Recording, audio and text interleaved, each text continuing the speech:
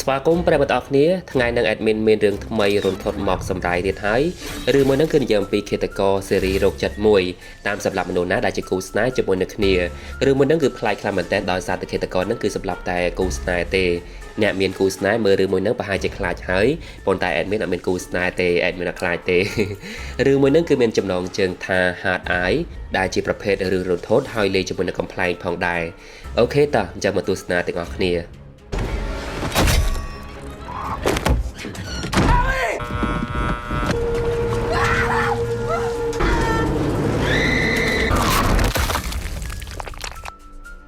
សាច់រឿងបានចាប់ដើមនៅពេលដែលគូស្នេហ៍មួយគូកំពុងតែផ្អែមល្ហែមជាមួយនឹងគ្នានៅថ្ងៃបុណ្យក្តីស្រឡាញ់គឺ Patrick បានរៀបចំកន្លែងយ៉ាងស្រស់ស្អាតសម្រាប់ Adeline ដើម្បីសុំនាងរៀបការនៅក្នុងរូបភាពរ៉ូម៉ាន់ទិកបំផុតនៅពេលដែល Patrick បានឲ្យផ្លែ Strawberry ទៅកាន់ Adeline Hope Adeline ក៏បានឃើញជារៀបការ Patrick នៅក្នុងផ្លែ Strawberry ប៉ុន្តែនាងបានប្រាប់ថាកុំដាក់វានៅក្នុងអាហារឲ្យសោះរីឯ Patrick ក៏បានសុំទោសបន្ទាប់មកនៅពេលដែល Patrick ចាប់ដើមសុំ Adeline រៀបការ Adeline រំភើបចិត្តជាខ្លាំងប៉ុន្តែនៅពេលនោះស្រាប់តែក្រុមការងាររបស់ Patrick ដែលបានលបចាំថតនៅក្បែរនោះបានទៅប្រាប់ Patrick ឲ្យធ្វើម្ដងទៀតព្រោះមុននោះគឺគេមិនថតជាប់នោះទេនៅពេលឮហើយ Patrick ខឹងជាខ្លាំងហើយឲ្យក្រុមការងារថតម្ដងទៀតឲ្យទាល់តែបានប៉ុន្តែនៅពេលនោះស្រាប់តែឃាតករក៏បានយកកាំបិតចាក់ភ្នែករបស់ក្រុមការងារហើយនៅពេលដែល Patrick បានទៅកាន់ក្រុមការងារស្រាប់តែឃាតករក៏បានបាញ់ចំក្បាលរបស់ Patrick និងបានដេញតាមសម្លាប់ Adeline ម្នាក់ទៀតរី Adeline នៅពេលដែលរកគេចខ្លួនឆ្លងកាត់ចំការទៅពាក់បញ្ជូហើយនៅពេលនាងបានដួលទៅខាងក្រោមឃាតករក៏បានយកលេខរបស់ Patrick ទៅមកកាន់នាងដើម្បីលេងសើចរី Adeline ក៏បានជេរទៅកាន់ឃាតករជាខ្លាំងនៅពេលនោះឃាតករក៏បានបាញ់ចំជើងរបស់ Adeline ហើយនៅពេល Adeline បានរត់ទៅក្នុងឃ្លាំងនៅក្បែរនោះក៏បានជួបជាមួយនឹងបរិសម្នាក់ហើយក៏បានស្រែកបរិសនោះជួយតែម្ដងប៉ុន្តែនៅពេលនោះឃាតករក៏បានសម្លាប់បរិសម្នាក់នោះដដែល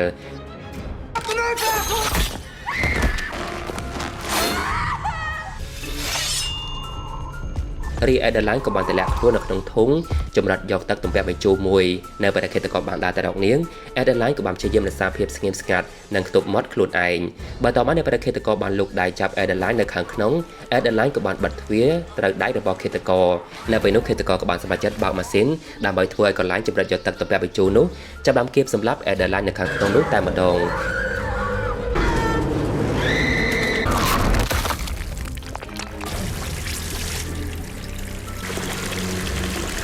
ចាប់ពីថ្ងៃនោះឃាតករនោះកាន់តែល្បីទៅដោយសារព័ត៌មានបានដាក់ហាស្នាមគេថាឃាតករភ្នែកបេះដូងដោយសារតែឃាតករនោះគឺមានស្រោមមុខភ្នែករាងជាបេះដូងហើយឃាតករនោះសម្លាប់មនុស្សនៅថ្ងៃបុណ្យក្តីស្រឡាញ់និងសម្លាប់តែអ្នកណាជាគូស្នេហ៍ជាមួយគ្នាតែប៉ុណ្ណោះនៅពេលនេះឃាតករបានផ្លាស់ប្ដូរទីតាំងមកសម្លាប់មនុស្សនៅទីក្រុងសេរ៉ុលវិញហើយ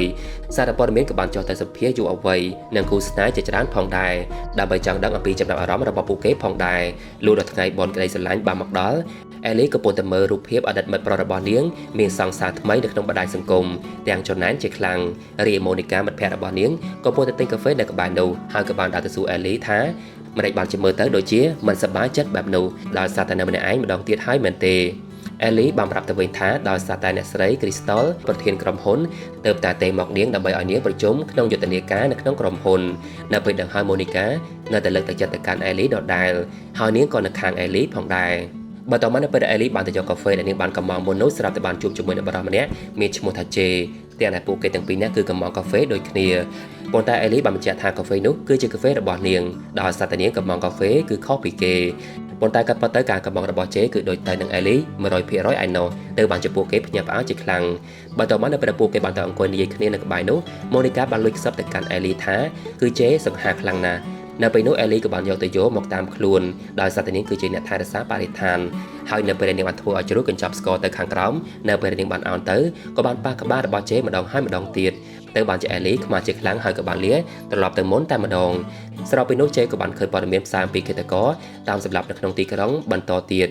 នៅពេលដែលសារព័ត៌មានបានសួរយោបល់ពីប៉ូលីសម្នាក់សម្រាប់ផ្ដាំទៅកាន់គូស្នេហ៍នៅថ្ងៃបុណ្យក្តីស្រឡាញ់ប៉ូលីសនោះបានជាឆ្លើយថានៅតែផ្ទះទៅ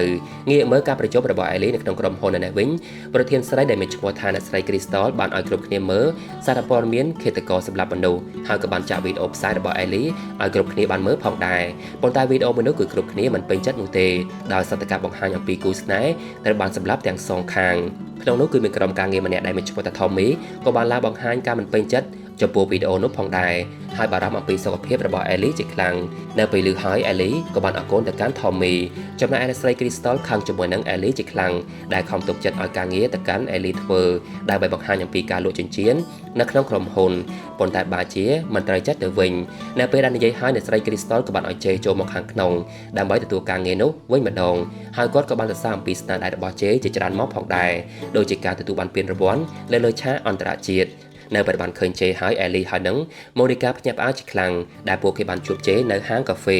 ហើយអេលីនឹកស្មានថាអ្នកស្រី Crystal បានឈប់ការងាររបស់នាងទៅហើយប៉ុន្តែគាត់បាជាឲ្យអេលីបន្តការងារបន្តទៀតបើសិនជាធ្វើមិនបានល្អនោះទេអ្នកស្រីនឹងសម្លាប់អេលីចោលមិនខានរីជេនៅពេលនោះចាប់ដើមនិយាយដោយការពេញចិត្តជាមួយនឹងការងារនោះជាខ្លាំងហើយគេបាត់ជាចង់ធ្វើការងារជាមួយនឹងអេលីជាខ្លាំងផងដែរងាកមកមើលក្រុមប៉ូលីសឯនេះវិញក៏បាននាំគ្នាទៅកន្លែងឃាតករសម្រាប់គូស្នេហ៍របស់ Patrick នៅក្នុងនោះគឺមានប៉ូលីសស្រីម្នាក់ដែលមានឈ្មោះថាសបានបង្ហាញអំពីរូបថតបរិម្នាក់នៅក្នុងទូរស័ព្ទដៃទៅកាន់ប៉ូលីសម្នាក់ដែលមានឈ្មោះថាហបព្រោះសចូលចិត្តបរិះនោះដោយសារតែបរិះនោះគឺស្រឡាញ់សត្វចិញ្ចឹមជាខ្លាំងនៅពេលដែលឃើញរូបថតនោះហើយហបធ្វើជាភ្ញាក់ផ្អើលជាខ្លាំងហើយបាននិយាយថាដោយសារតែបែបនោះហើយទើបបានជាសមិនមានសង្សារដូចគេបន្ទាប់មកនៅពេលពួកគេបាននាំគ្នាចូលទៅខាងក្នុងពិនិត្យមើលបន្តទៀតពួកគេក៏បានរកឃើញចិញ្ចៀនរៀបការមួយវងនិងសាកសពបាយខ្ទេចនៅក្នុងធុងរីសក៏បានចូលទៅខាងក្នុងដើម្បីទៅពិនិត្យមើលនៅខាងក្នុងធុងមួយនោះកំឡុងពេលដែលនាងកំពុងតែធ្វើការនៅពេលនោះសក៏បានឃើញបារម្ភម្នាក់ផ្ញើសារតបមកកាន់នាងទៅបានជានាងរំភើបចិត្តជាខ្លាំងហើយនៅក្នុងធុងមួយនោះគឺនាងបានឃើញសក់ផងដែរបន្ទាប់មកក្រុមការងារបង្ហាញរូបថតឃាតករមានផ្នែកជាបេះដូងទៅកាន់ក្រុមការងារបានឃើញហើយនៅកន្លែងក្បែរនោះគឺឃាតករបានយកបេះដូងរបស់ជនរងគ្រោះទៅរៀបធ្វើជារង្វង់បេះដូងផងដែររីឯអេលីនៅវិញកំពុងតែនៅក្នុងបន្ទប់ទឹកនិយាយឆ្លងជាមួយនឹងម៉ូនីកាដើម្បីរកដំណោះស្រាយបញ្ហាទៅលើក្រុមហ៊ុនរបស់អេលីហើយវីដេអូផ្សព្វផ្សាយរបស់អេលីកាន់តែទទួលការរិះគន់ខ្លាំងជាងមុនថែមទៀតផងស្របពេលនោះស្រាប់តែជេក៏បានស្រែកហៅអេលីនៅខាងក្រៅបន្ទប់ទឹកដែលធ្វើអេលីភ្ញាក់ផ្អើលជាខ្លាំងនិងស្រែកប្រាប់ទៅវិញថាបន្ទប់ទឹកនោះគឺជាបន្ទប់ទឹកស្រីបន្ទាប់មកនៅពេលដែលអេលីបានចេញមកខាងក្រៅនិយាយជាមួយនឹងជេក៏បានបបួលនាងទៅយូហ្គានៅពេលដែលចេញពីយូហ្គាទៅហូបអាហារនៅក្នុងហាងមួយជាមួយនឹងគ្នាបន្តទៀតហើយពួកគេនឹងនិយាយការងារនៅក្នុងក្រុមហ៊ុនរីអេលីបញ្ជាក់ទៅកាន់ជេថាថ្ងៃនេះជាថ្ងៃបន់ក្តីស្រឡាញ់នៅពេលឮហើយជេភ្ញាក់ព្រឺតទើបតែនឹកឃើញតែប៉ុណ្ណោះហើយគេនឹកស្មានថាអេលីគឺមានណាត់ទៅហើយប៉ុន្តែក៏ប៉ះទៅគឺនាងមិនមានណាត់នោះទេទើបបានជាគេសប្បាយចិត្តជាខ្លាំងរីអេលីចង់ណាត់ជាមួយនឹងជេនៅថ្ងៃស្អែកវិញប៉ុន្តែជេប្រាប់ទៅវិញថាថ្ងៃស្អែកគេបានជាប់ការមិត្តភក្តិទៅហើយគេបានគិតថាអេលីបានយល់ព្រមសំណើរបស់គេទៅហើយទាំងដែលអេលីមិនទាន់យល់ព្រមនៅឡើយនោះទ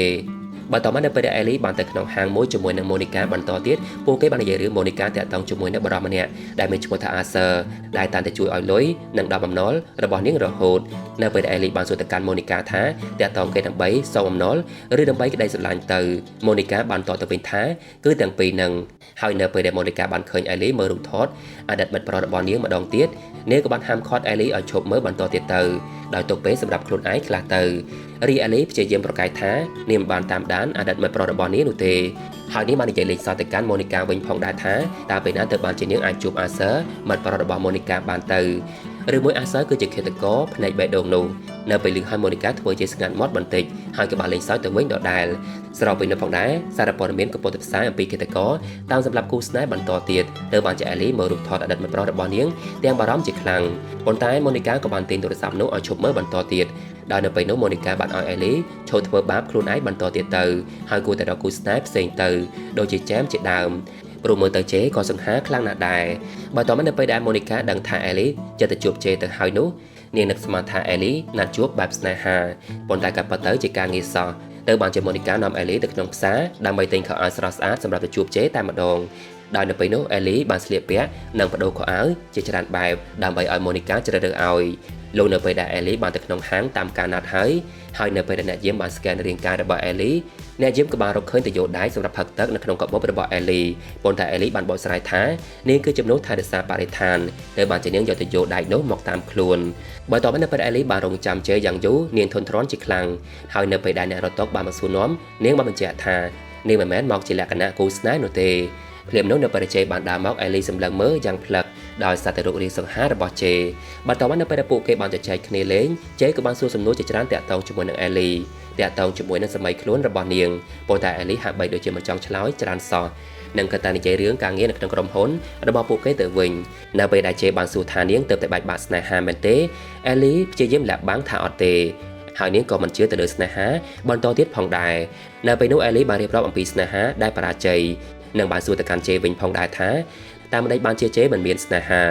ឬមួយក៏ពុទ្ធស្វែងរកវាជាពិសេសគឺឈប់ស្លៀកពាក់សង្ហាដើម្បីចង់បានរ៉ូមែនទិកពីនាងទៅនៅពេលឮការស្ដីបន្ទោនោះហើយជេអន់ចិត្តជាខ្លាំងព្រោះគិតថាថ្ងៃនោះជាថ្ងៃដែលអាក្រក់បំផុតហើយគេបានដើរចេញពីហាងនោះតែម្ដងរីអេលីក៏បានចេញមកខាងក្រៅដើម្បីសុំទោសទៅកាន់ជេវិញហើយនាងសុកចិត្តឲ្យជេឈ្នះចោះព្រោះនាងមិនចង់បាត់បង់ការងាររបស់នាងនៅក្នុងក្រុមហ៊ុននោះទេជេបានតទៅវិញថាគេមិនបានយកការងារពីអេលីនោះទេប៉ុន្តែមានតែអេលីទេដែលមិនចង់បានការងារទាំងអស់នោះភ្លាមនោះនៅពេលដែលអតីតមិត្តប្រុសរបស់អេលីបានដើរមកជាមួយនឹងសង្សារថ្មីអេលីក៏បានស្ទុះទៅថាមាត់របស់ជេតែម្ដងដើម្បីសម្ដែងធ្វើជាសង្សារជាមួយនឹងគ្នារីឯអតីតមិត្តប្រុសរបស់អេលីដែលមានឈ្មោះថាខាឡឹមក៏បានដើរមកសួរសុខទុក្ខពីអេលីប៉ុន្តែគេមិនដឹងទេថាអេលីបានកុហកថាជេគឺជាសង្សាររបស់នាងពេលនៅផងដែរគេបានប្រាប់អំពីករណីឃាតកម្មទៅលើគូស្នេហ៍មួយគូដែលខាឡឹមធ្វើការជាមួយនឹងពួកគេប៉ុន្តែខាឡឹមនៅតែចេញមកខាងក្រៅជាមួយនឹងសង្សារថ្មីរបស់គេដដែលដោយមិនខ្លាចពីឃាតករនោះទេបន្តមកមុនពេលដែលពួកគេបានលាគ្នាខាឡឹមបាននិយាយលេងសើចទៅកាន់ពួកគេទាំងពីរនាក់ថាសង្ឃឹមថាមិនត្រូវបានឃាតករសម្លាប់ចោលហើយស្របពេលនៅផងដែរឃាតករក៏បានសម្លឹងមើលពួកគេពីចម្ងាយលោកនៅពេលដែលពួកគេបានជិះឡានតាក់ស៊ីត្រឡប់ទៅវិញអេលីក៏បានសុំទោសទៅកាន់ជេម្ដងទៀតដែលបានថាបមុននោះប៉ុន្តែជេមិនថាអ្វីនោះទេរីឯតែកងឡាននៅស្មានថាពួកគេទាំងពីរនាក់គឺជាគូស្នេហ៍ជាមួយនឹងគ្នាដោយស្ថាប័នឃើញពួកគេទាំងពីរនាក់គឺបានថាបគ្នាមុននោះរីជេបានបកស្រាយថាពួកគេគ្រាន់តែសម្ដែងតែប៉ុណ្ណោះដើម្បីបង្ហាញទៅកាន់អតីតមិត្តប្រុសរបស់អេលីបន្តមកនៅពេលដែលឡានទៅដល់ផ្ទះរបស់អេលីក៏បានសុំទោសទៅកាន់ជេម្ដងទៀតមុនពេលនាងបានចុះពីលើឡានប៉ុន្តែនៅពេលនោះអេលីទើបតែដឹងថាគឺនាងបានភ្លេចសោផ្ទះរបស់នាងនៅក្នុងហាងទៅហើយរីឯតែកងឡានបានផ្ដល់យោបល់ទៅកាន់ជេថាឲ្យជេទៅរកអេលីម្ដងទៀតទៅហើយសារភាពស្នេហ៍ទៅកាន់នាងទៅបន្តមកជេបានសម្រេចចិត្តទៅរកអេលីម្ដងទៀតតែម្ដងនៅពេលដែលអេលីប្រងកំទេចកញ្ចក់ទ្វារចូលទៅខាងក្នុងជេក៏បានជួយវេកំទេចដើម្បីបាក់សោតែម្ដងដោយនៅពេលនោះគេបានយកកន្សែងមកទ្រាប់ដៃដើម្បីវាយមុននឹងវាយគេក៏បានអួតផងដែរថាគឺងាយស្រួលខ្លាំងណាស់ប៉ុន្តែនៅពេលគេបានវាយហើយដៃរបស់គេក៏បានមុតជាមួយនឹងកញ្ចក់បណ្ដាលឲ្យឈាមបន្តមកអេលីក៏បាននាំជេទៅក្នុងផ្ទះរបស់នាងដើម្បីចាប់អ្វីមកលាងរបួសឲ្យជេប៉ុន្តែកំឡុងពេលដែលអេលីបានឲ្យជេនៅក្នុងបន្ទប់ទឹកនាងក៏បានរត់ទៅសម្អាតបន្ទប់របស់នាងជាមុនសិនដោយសារតែបន្ទប់របស់នាងគឺរញ៉េរញ៉ៃជាខ្លាំងរីជេនៅពេលដែលដើរចូលទៅខាងក្នុងក៏បានឃើញរូបថតរបស់អេលីថតកាលពីក្មេងហើយជេនឹកស្មានថាអេលីស្លៀកពាក់បែបនោះនៅក្នុងថ្ងៃបន Halloween នៅពេលនោះដោយសារតែជេបានឃើញខោអាវរបស់អេលីពីពេញសាឡុងច្រើនពេកគេក៏បានទៅអង្គុយនៅលើគ្រែវិញម្ដងនៅពេលអេលីបានជួយលាងរបួសឲ្យជេក៏បានសរសើរថានាងគឺពូកែខ្លាំងណាស់ហើយនឹកស្មានថាអេលីធ្លាប់រៀនផ្នែកពេទ្យផងដែរប៉ុន្តែអេលីបញ្ជាក់ផងដែរថាអត់ទេគឺនាងជាមនុស្សខ្លាចឈាមជាខ្លាំងនៅពេលនោះផងដែរអេលីក៏បានប៉ឹងឲ្យជេជួយវែកសក់របស់នាងបន្តិចដែលធ្វើឲ្យអេលីមានអារម្មណ៍ថាអៀនជាខ្លាំងស្របពេលនោះអេលីភ្លេចយកលឹងជ័ររំញ័ររបស់នាងនៅលើតុទៅបានជានាងដើរទៅយកតែម្ដងហើយក៏បានលាក់នៅខាងក្រោយខ្នងរបស់នាងនៅពេលអេលីបានយកលឹងរំញ័រទៅទុកនៅក្នុងទូស្រាប់តែបានឃើញឃាតករនៅក្នុងទូនោះទៅបានជាអេលីយកលឹងនោះគប់ទៅកាន់ឃាតកររីជេក៏បានវាយតដៃជាមួយនឹងឃាតករហើយក៏បានចាក់សោបន្ទប់នោះតែម្ដងប៉ុន្តែនៅពេលនោះឃាតករក៏បានចេញមកបានដដែលបន្ទាប់មកនៅពេលពួកគេបានចេញទៅរកតាក់ស៊ីដែលរងចាំជេមុននោះឃាតករក៏បានបាញ់សម្លាប់តាក់ស៊ីនោះតែម្ដងរីអេលីបានស្រែកប្រាប់ទៅកាន់ឃាតករថានាងមិនមែនគូស្នេហ៍ជាមួយនឹងជេនោះទេរីឯឃាតករនៅពេលដែលឃើញជេទេហៅប៉ូលីសគេក៏បានដេញតាមសម្លាប់ពួកគេបន្តទៀតបន្ទាប់មកនៅពេលដែលពួកគេបានទៅកន្លែងកំសាន្តក្មេងលេងឃាតករនោះក៏បានចេញមកម្ដងទៀតនិងបានធ្វើជេដួលសន្លប់រីអេលីក៏បានគេចខ្លួនចេញពីទីនោះម្នាក់ឯងដោយនៅពេលនោះអេលីក៏បានទៅលាក់ខ្លួននៅកន្លែងជិះសេះហោះរបស់ក្មេងលេងប៉ុន្តែនៅពេលនោះឃាតករនៅតែដឹងដដែលហើយក៏បានធ្វើឲ្យកន្លែងនោះចាប់ដើមដំណើរការនិងបានចូលទៅសម្លាប់អេលីបន្តទៀតនៅពេលនោះឃាតករក៏បានយកកំបិតកាប់ចំប្រឡោះផ្លូវរបស់អេលីរីអេលីក៏បានធាក់ឃាតករមួយជើងវិញបន្ទាប់មកនៅពេលដែលឃាតករនោះប្រងសម្លាប់អេលីចិត្តបានសម្រេចទៅហើយនោះស្រាប់តែប៉ូលីសក៏បានមកជួយទាន់ពេលវេលាល្មមនៅពេលដែលមានសមត្ថភាពឡើងវិញហើយអេលីបារម្ភពីជេជាខ្លាំងហើយក៏បានប្រាប់ទៅកាន់ប៉ូលីសឲ្យជួយជេផងរីឯប៉ូលីសហបហើយនិងប៉ូលីសសក៏បានមកដល់ទីនោះផងដែរបន្ទាប់មកនៅពេលដែលពួកគេទាំងពីរនាក់ណែនាំឈ្មោះឲ្យអេលីបានស្គាល់អេលីបាននិយាយថាឈ្មោះសហើយនឹងហបគឺដូចទៅនៅក្នុងភាពយន្តខ្លាំងណាស់រីជេនៅពេលនោះត្រូវបានប៉ូលីសចាប់ខ្លួនដោយសារតែប៉ូលីសបានរកឃើញផោះតាំងស្រោមមុខឃាតករនិងអាវុធនៅក្បែរខ្លួនរបស់ជេនៅពេលនោះជេអន់ចិត្តជាមួយនឹងអេលីជាខ្លាំងផងដែរដែលរត់ចោលគេមុននោះប៉ុន្តែអេលីបានបកស្រាយថាដោយសារតែឃាតករតាមសម្លាប់នាងទៅវិញទេហើយអេលីព្យាយាមបកស្រាយទៅកាន់ប៉ូលីសឲ្យដឹងផងដែរថាជេមិនមែនជាឃាតករនោះទេឃាតករគឺអ្នកផ្សេងប៉ុន្តែទោះជាអេលីព្យាយាមបកស្រាយយ៉ាងណាក៏ដោយក៏ប៉ូលីសសហើយនិងប៉ូលីសហបមិនជឿជាដាច់ខាតនិងបានយកជេទៅកាន់ប៉ុស្តិ៍ប៉ូលីស បើតមកនៅពេលដែលប៉ូលីសបានយកជេទៅឃុំឃាំងដើម្បីសួរសំណួរជេក៏បានប្រកាសដដែលថាគេមិនមែនជាឃាតករនោះទេទៅបានជាប៉ូលីសហបខាងជាមួយនឹងជេជាខ្លាំងនិងប្រងវាយទៅកាន់ជេថែមទៀតផងប៉ុន្តែប៉ូលីសសបានហាមឃាត់បើតមកនៅពេលដែលប៉ូលីសសសួរសំណួរទៅកាន់ជេវិញម្ដងតាក់ទងជាមួយនឹងអេលីជេបានបកស្រាយថាគេបានស្គាល់អេលីត្រឹមតែ24ម៉ោងតែប៉ុណ្ណោះជនជាតិដែលគេបានពាក់នោះមិនមែនជាជនជាតិរៀបការនោះទេគេមិនទាន់មានប្រពន្ធនៅឡើយនោះទេសក៏បានតទៅវិញថាមើលទៅជេបារម្ភពីអេលីខ្លាំងណាស់រីអេលីនៅវិញក៏កំពុងតែនិយាយជាមួយនឹងប៉ូលីសម្នាក់ទៀតដើម្បីបកស្រាយថាជេមិនមែនជាឃាតករនោះទេប៉ុន្តែប៉ូលីសនោះបានជាមិនជឿដដែលហើយក៏តែនិយាយជាមួយនឹងបារម្ភម្នាក់ទៀតនៅក្បែរនោះដែលមានឈ្មោះថា David ដែលជាជាងជួសជុលកុំព្យូទ័ររី David នៅពេលដែលឃើញអេលីនៅក្បែរនោះទៅបានជាគេគិតថាជាមនុស្សដែលធ្លាប់ស្គាល់គ្នាពីមុនហើយក៏បានសួរនាំទៅកាន់អេលីតែម្ដងប៉ុន្តែអេលីបានប្រាប់ថាអត់ទេនៅពេលដែល David បានសពហៅនាងទៅផឹកកាហ្វេជាមួយគ្នានៅពេលក្រោយអេលីបានជាបដិសេធព្រោះនាងទើបតែត្រូវបានឃាតករតាមសម្លាប់តែប៉ុណ្ណោះរី David ក៏បានសុំទោសអេលីហើយក៏បានត្រេកអរទៅកាន់នាងផងដែរដែលឃាតករគឺបានចាប់បានសម្រេចទៅហើយបើតមកនៅពេលដែលអេលីនៅម្នាក់ឯងស្រាប់តែភ្លើងចាប់ដើមចង់ដាច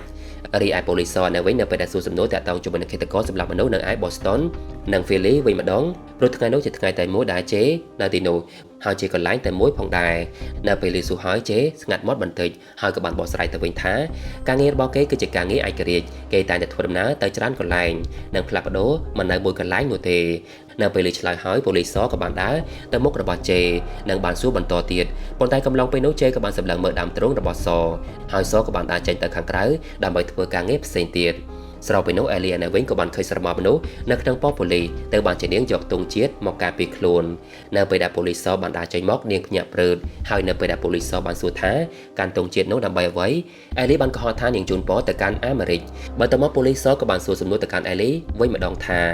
ម្ដេចបានជាឃាតករនោះតាមសម្លាប់ជេបើសិនជាជេមិនមែនជាគូស្នេហ៍ជាមួយនឹងអេលីផងនោះអេលីបានតទៅវិញថានាងមិនដឹងនោះទេប្រហែលជាឃាតករនោះបានឃើញនាងនៅជាមួយនឹងជេហើយបានថើបជាមួយនឹងគ្នាសក៏បានសួរបន្តទៀតថាតើអេលីមានចិត្តទៅលើជេដែរឬទេព្រោះមើលទៅជេគឺជាមនុស្សដែលសង្ហាមានការងារល្អធ្វ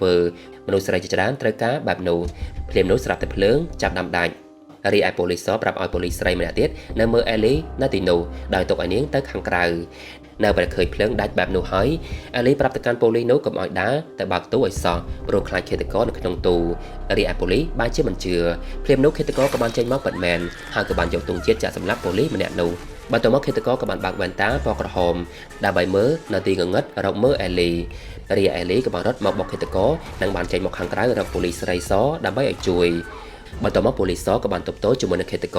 រប៉ុន្តែត្រូវបានឃាតករធ្វើឲ្យរងរបួសរីឯប៉ូលីសហបនៅពេលដែលទៅជួយម្នាក់ទៀតក៏ត្រូវបានឃាតករយកកំបិតតាមចាំប្រឡាក់ផ្លូវបណ្ដាលស្លាប់ម្នាក់ទៀតបន្ទាប់មកអេលីក៏បានទៅរកជេនៅក្នុងបន្ទប់វិញម្ដងប៉ុន្តែបន្ទប់នោះគឺជាប់សោទៅហើយដៃរបស់គេក៏ជាប់ខ្នោះផងដែរទៅបានជាអេលីរត់ទៅរកសោបន្ទាប់មកឃាតករក៏បានចូលមកសម្លាប់ជេនៅក្នុងបន្ទប់បន្តទៀតប៉ុន្តែដល់ពេលនោះសំណាងល្អអេលីក៏បានត្រឡប់មកវិញនៅបានយកកំភ្លើងបាយកំទេចកញ្ចក់ចូលទៅខាងក្នុងរីឃាតករក៏បានគេចខ្លួនចេញពីទីនោះនៅពេលបានឃើញអេលីមកជួយបែបនោះហើយជេរំភើបចិត្តជាខ្លាំងហើយនៅពេលពួកគេបានចេញមកខាងក្រៅអេលីក៏បានស្រែកឡានមួយឈប់ដើម្បីជួយពួកគេប៉ុន្តែឡាននោះបានជាមិនឈប់សោះទៅបានជេលោតយកអេលីចេញពីឡាននៅពេលនោះពួកគេប្រងថើបគ្នាទៅវិញទៅមកនៅពេលដែលឃាតករប្រមមកសម្លាប់ពួកគេបន្តទៀតពួកគេបានស្រែកថាពួកគេមិនមែនជាគូស្នេហ៍ជាមួយនឹងគ្នានោះទេបន្ទាប់មកនៅពេលពួកគេបានគេចខ្លួនទៅដល់កន្លែងបញ្ចាំងកនរបស់យុវវ័យនៅពេលឃាតករបានតាមទៅដល់ទីនោះមនុស្សជាច្រើនបានគិតថាឃាតករពាក់ស្រោមមកលេងសើចតែប៉ុណ្ណោះរីឃាតករនៅពេលដែលដើរចូលទៅខាងក្នុងឃាតករក៏បានសម្លាប់បារម្ភម្នាក់បន្ទាប់មកនៅពេលដែលអេលីហើយនឹងជេទៅលាក់ខ្លួននៅក្នុងឡានបន្តទៀតពួកគេបានឃើញគូស្នេហ៍ដែលជាម្ចាស់ឡានកំពុងតែរូបភេទនៅក្រោយឡានទៅបានជាអេលីហើយនឹងជេប្រាប់ថាឃាតករតាមសម្លាប់ពួកគេនៅពេលឮហើយពួកគេបានជាមិនជឿហើយគិតថារ៉ូម៉ាន់ទិកថែមទៀតផងនៅបន្តរួមភេទជាមួយនឹងគ្នាបន្តទៀតកំឡុងពេលដែលពួកគេលាក់ខ្លួនជាមួយនឹងគ្នាអេលីបាននិយាយថាភាពយន្តដែលបញ្ចាំងនោះគឺដូចនឹងជីវិតរបស់នាងខ្លាំងណាស់នាងសំទោសទៅកាន់ជេដែលរត់ចោលជេនៅពេលឃាតករសម្លាប់មុននោះរីជេលែងអន់ចិត្តជាមួយនឹងអេលីបន្តទៀតហើយអេលីបានរៀបរាប់បន្តទៀតតាក់ទងជាមួយនឹងឪពុករបស់នាងវិញម្ដងការដែលគាត់នៅរស់នៅពេលឮការរៀបរាប់នោះហើយជេក៏បានចូលរួមសោកស្ដាយហើយក៏បានប្រាប់អំពីឪពុកម្ដាយរបស់គេវិញម្ដងនៅពេលឮការរៀបរាប់របស់ជេហើយអេលីមានអារម្មណ៍ថាស៊ីចង្វាក់គ្នាជាខ្លាំងពេលនោះនៅពេលដែលគូស្នេហ៍ទាំងពីរនាក់នោះរួមភេទឮខ្លាំងពេកពួកគេទាំងពីរនាក់ប្រាប់ឲ្យស្ងាត់ប៉ុន្តែភ្លាមនោះស្រាប់តែឃាតករក៏បានចូលមកដល់និងបានសម្លាប់គូស្នេហ៍នោះដោយប្រើខ្ចៅឡានបន្ទាប់មកឃាតករក៏បានដើរសម្លាប់មនុស្សនៅកន្លែងបញ្ចាំងកននោះជាច្រើនអ្នកបន្ថែមទៀត ប៉ុន្តែអេលីបានសម្រេចចិត្តថាមិនទៅណាចិត្តដាច់ខាតព្រោះនាងគិតថានាងជាអ្នកនាំឃាតករមកទីនោះដូច្នេះនាងត្រូវតែបញ្ឈប់វារីជេដំបងឡើងស្ទះស្ទើរបន្តិចនៅពេលដែលសម្រេចចិត្តយកព្រមតាមអេលីហើយពួកគេក៏បានកាន់ដៃគ្នាទៅរកឃាតករនិងបានឲ្យឃាតកររត់មករកពួកគេវិញម្ដងនៅពេលដែលជេបានសួររកអាវុធពីអេលីបានយកទៅយកដែកចេញមកប៉ុន្តែគេបានប្រាប់ថានោះមិនមែនជាអាវុធនោះទេបើតមកជេក៏បានទៅយកដែកពីសាកសពម្ចាស់ឡានហើយនៅពេលដែលឃាតករបានមកម្ដងទៀតឃាតករក៏បានវាយទៅកាន់ជេបណ្ដោយដួលរីអេលីក៏បានយកអ្វីទៅវាយក្បាលរបស់ឃាតករនៅពេលដែលឃាតករបកតែសម្លាប់អេលីវិញម្ដងជេក៏បានយកកំបិតចាក់សម្លាប់ឃាតករបានសម្រេចនៅពេលដែលសម្លាប់ហើយអេលីក៏បានក្អួតជាខ្លាំងដោយសារតែឈាមបានខ្ទាតចូលមាត់របស់នាងបើតមកនៅពេលអេលីបានទៅបើកមើលស្រោមមុខរបស់ឃាតករពួកគេបានដឹងទេថាឃាតករនោះគឺជាអ្នកណាគេទៅបើតមកនៅពេលដែលប៉ូលីសបានមកដល់ទីនោះប៉ូលីសបានកោតសរសើរទៅកាន់ពួកគេទាំងពីរនាក់ជាខ្លាំងដែលមានតែពួកគេទាំងពីរនាក់ទេដែលអាចសម្លាប់ឃាតករភ្នែកបេះដូងបានរីជេក៏បានបបួលអេលីម្ដងទៀតទៅហូបអាហារជាមួយនឹងគ្នានៅពេលក្រោយមុនពេលដែលគេបានចាក់ចែងពីទីក្រុងប៉ុន្តែអេលីបានជាស្ទាក់ស្ទើរហើយបានជាមិនយល់ព្រមសោះស្របពេលនោះប៉ូលីសដែលរងរបួសក៏បានមកដល់ទីនោះហើយនៅពេលដឹងថាជេចង់ត្រឡប់ទៅវិញប៉ូលីសបានជួយជូនទៅតែម្ដងមុនទៅជេក៏បានយកប៊ិចសរសេរលេខទូរស័ព្ទឲ្យទៅកាន់អេលីផងដែរដើម្បីតាក់ទងគ្នានៅពេលក្រោយដែលធ្វើឲ្យអេលីមានអារម្មណ៍ថារ៉ូមែនទិកជាខ្លាំងបើតមកនៅពេលជេបានចាក់ចែងទៅប៉ូលីសក៏បានយកកន្សែងពីអេលីត្រឡប់មកវិញព្រោះប៉ូលីសប្រញាប់ទៅវិញនៅពេលដែលអេលីត្រឡប់ទៅផ្ទះវិញនាងក៏បានមើលភាពយន្តនៅកន្លែងកើតហេតុនោះម្ដងទៀតហើយនាងចេះតែស្រមៃដល់ជេរហូតស្របពេលនោះម៉ូនីកាក៏បានទេមកលេងនាងទៅបានជាអេលីសម្រាប់ចិត្តសារភាពប្រាប់កាពិតថានាងកំពុងតែសោកសៅហើយមានអារម្មណ៍ថាចូលចិត្តជេជាខ្លាំងនៅពេលដែលហើយម៉ូនីកាក៏បានលើកទឹកចិត្តទៅកាន់អេលីដើម្បីឲ្យនាងទៅរកជេទៅធ្វើអ្វីដែលចង់ធ្វើទៅបើតមកអេលីបានសម្រេចចិត្តទៅប្រលានយន្តហោះភ្លាមតែម្ដងប៉ុន្តែនៅពេលនោះនាងក៏បានច្រឡំជាមួយនឹងបរិបម្នាក់ថាគឺជាជេភ្លាមនោះស្រាប់តែឃាតករក៏បានទេមកអេលីម្ដងទៀតហើយបាននិយាយថាផ្កាកូឡាបពណ៌ក្រហមពណ៌ស្វាយគឺខ្មៅទេទៅមើលថាអ្នកណានៅជាមួយនឹងយើងបើតមកឃាតករបានគម្រាមឲ្យអេលីមកជួបគេនៅអគារមួយបើសិនជានាងមិនមកនោះទេឃាតករនឹងសម្លាប់ជេមិនខានហើយឃាតករបានឲ្យនាងស្ដាប់សម្លេងរបស់ជេផងដែរបើតមកនៅពេលដែលអេលីទៅតាមទីតាំងដែលបានណាត់ហើយនៅខាងក្នុងគឺមានសុទ្ធតែភ្លើងទៀនហើយឃាតករក៏ពោលទៅចាប់ចងជេនិងវាយដំឈាមពេញខ្លួននៅពេលនោះឃាតករបានពោលពាក្យថាពួកគេបាននិយាយថាស្នេហាគឺខ្វាក់ភ្នែកហើយគូស្នេហ៍មិនអាចមើលឃើញបាននោះទេភាពល្ងងខ្លៅដែលពួកគេប្រព្រឹត្តប៉ុន្តែស្នេហាមិនបានខ្វាក់ភ្នែកនោះទេមូលហេតុដែលគេសម្លាប់គូស្នេហ៍ដោយសារតែគេជឿថាគូស្នេហ៍ទាំងអស់នោះមិនមែនជាការពិតនៅពេលដែលនិយាយហើយឃាតករនោះក៏បានដោះស្រោមមុខចេញតែម្ដងហើយឃាតករនោះការពិតគឺជា David ដែលជាជាងជួសជុលកុំព្យូទ័ររីឯឃាតករដែលជេបានសម្លាប់នោះគឺមានឈ្មោះថា Eli ដែលជាអ្នកគ្រប់គ្រង David និងធ្វើតាម David កន្លងមកភ្លាមនោះស្រាប់តែប៉ូលីសស្រីសក៏បានចេញមកម្នាក់ទៀតដែលជាគូស្នេហ៍ជាមួយនឹង David ប៉ូលីសបានបកស្រាយថានាងតាមរកក្តីស្រឡាញ់តាមអនឡាញយូរមកហើយមានតែ David ទេដែលយល់ពីនាងហើយនាងក៏យល់ពី David ផងដែរនៅថ្ងៃនេះជាថ្ងៃរៀបការរបស់ពួកគេទាំងពីរនាក់នៅក្បែរនោះគឺមានរូបសំណាករបស់ Saint Valentine ផងដែរដែលត្រូវបានគេកាត់ក្បាលនៅពេលនោះគេបានស្រមៃបកក្រោយទៅវិញនៅពេល David ប្រងសម្លាប់សនៅឯប៉ប៉ូលីគេមិនបានសម្លាប់នោះទេហើយក៏បានយកក្រែមលាបមាត់របស់សមកលាបមុខស្រោមមុខរបស់ David នៅថ្ងៃដែលឃាតករចូលក្នុងទូរបស់ Ellie គឺជាសនៅពេលដែលឃាតករសម្លាប់តាក់ស៊ីហើយនឹងគូស្នេហ៍មួយគូនៅចំការតែពាំងបញ្ជូរនោះគឺជា David នៅពេលដែលស្រមៃហើយសក៏បានយកចិញ្ចៀនចូលរងគ្រោះមកត្រៀមរៀបការជាមួយនឹងគ្នានៅទីនោះរី Ellie បានបកស្រាយថានាងនឹងជេមិនមែនជាគូស្នេហ៍ជាមួយនឹងគ្នានោះទេដោះលែងជេត្រឡប់ទៅវិញទៅនៅពេលលឺហើយពួកគេមិនជឿជាដាច់ខាតដោយសារតែពួកគេបានឃើញ Ellie ហើយនឹងជេថើបគ្នាបើតមកសបញ្ជាឲ្យ Ellie ជ្រើសរើសជំរើសពីរគឺយកកំភ្លើងនៅក្បែរនោះសម្រាប់ជេឬក៏សម្រាប់ខ្លួនឯងបើសិនជា Ellie សម្រាប់ជេគឺអាចត្រឡប់ទៅវិញបានព្រោះ Ellie បាននិយាយថានាងមិនស្រឡាញ់ជេនោះទេនៅពេលលឺហើយ Ellie ក៏បានដើរទៅយកកំភ្លើងហើយតម្រង់ក្បាលរបស់ខ្លួនឯងនៅពេលនោះនាងបានសំទោសទៅកាន់ជេផងដែរដែលនាងនឹងជ្រើសរើសជំរើសមួយរីឯជេនៅពេលនោះក៏បានស្រែកហាមឃាត់ Ellie ផងដែរប៉ុន្តែភ្លាមនោះស្រាប់តែ Ellie ក៏បានយកកំភ្លើងបានចំស្មារបស់ជេហើយក៏បានផ្លោងទៅត្រូវសនៅខាងក្រោយនៅពេល Ellie បានទៅជួយជេនាងបានបកស្រាយថានាងចង់បាញ់សតែប៉ុណ្ណោះប៉ុន្តែបែរជាត្រូវជេទៅវិញរី David នៅពេលនោះខឹងជាមួយនឹងពួកគេជាខ្លាំងហើយក៏បានចាប់ជេត្រៀមសម្លាប់នៅមុខរបស់ Ellie ប៉ុន្តែពេលនោះជេក៏បានលួចព្រួញពីខ្លួនរបស់ David និងបានយកវាចាក់ចំមុខរបស់ David ហើយ David ក៏បានដួលទៅលើភ្លើងទៀនផងដែរ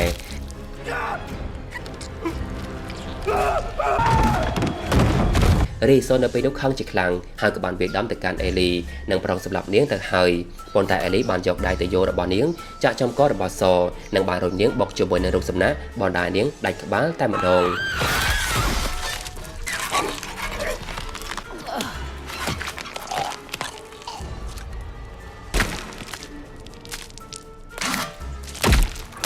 បន្ទាប់មកអេលីក៏បានដើរទៅរកជេទាំងបារម្ភជាខ្លាំងរីឯដេវីតនៅមានជីវិតនៅឡើយនោះទេទើបបានជាវាមករកជេរីឯជេក៏បានយកស្នាបាញ់សម្លាប់គេបន្ថែមទៀតចាប់តាំងពីថ្ងៃនោះនៅពេលដែលក្រុមហ៊ុនរបស់អ្នកស្រី Crystal ចាប់ដាំរីកចម្រើនឡើងអ្នកស្រីក៏បានធ្វើកម្មវិធីជប់លៀងហើយក៏បានកោតសរសើរទៅកាន់ពួកគេទាំងពីរនាក់ជាខ្លាំងផងដែរបន្ទាប់មកនៅពេលដែលពួកគេទៅមើលកូនជាមួយនឹងគ្នាបន្តទៀតជេក៏បានយកប្រអប់ចិញ្ចៀនចេញមកឲ្យអេលីដែលធ្វើអេលីរំភើបចិត្តចង់ស្រក់ទឹកភ្នែកប៉ុន្តែក៏ប៉ុន្តែនោះគឺជាសោផ្ទះតែប៉ុណ្ណោះដើម្បីចង់ឲ្យអេលីទៅរស់នៅជាមួយនឹងជេរីអេលីប្រាប់ទៅកាន់ជេវិញថានាងមិនចង់បានសោផ្ទះនោះទេគឺនាងចង់បានជេបន្ទាប់មកអេលីបានយកចិញ្ចៀនសុំជេរៀបការវិញម្ដងនៅពេលដែលជេយល់ព្រមហើយអេលីសប្បាយចិត្តជាខ្លាំងភ្លាមនោះស្រាប់តែឃាតករក៏បានទេមកអេលីម្ដងទៀតនិងបាននិយាយដូចមុនម្ដងទៀតប៉ុន្តែក៏ប៉ុន្តែគឺជាម៉ូនីកាទេមកលេងសើចតែប៉ុណ្ណោះដែលកំពុងថតពីចម្ងាយឲ្យពួកគេទាំងពីរនាក់រីម៉ូនីកានៅពេលនោះស្រាប់តែបាត់សម្លេងឆ្លងឆ្លើយរបស់អេលីមួយរំពេចតែម្ដងAli? Hello? អរគុណប្រិយមិត្តអរគ្នាសម្រាប់ការទស្សនាការសម្រាយរឿងដែលមានចំណងជើងថា Hard Eye ឬមួយនឹងគឺជោគជ័យគួរសមដែរដែលចំណាយថវិកាត្រឹមតែ$18 លានទេរីថវិកាក្នុងការលក់សម្បត្តិបាន$31 លានក៏ប៉ុន្តែរឿងមួយនឹងឯងមិនគិតថាมันរន្ធត់ឯណាទេហើយសេរីគឺថាប្លែកគ្រាន់តែថាឈុតឆាកមួយចំនួនហ្នឹងគឺរៀងឆ្កងតិចដោយសត្វឃាតករនៅកន្លែងបញ្ចាំងកូនហ្នឹងនៅពេលដែលសម្រាប់មនុស្សជាច្រើនហ្នឹងអត់មានអ្នកណាទៅតទល់ជាមួយនឹងឃាតករទេកន្លែងហ្នឹងគឺថាมันសូវសមទេ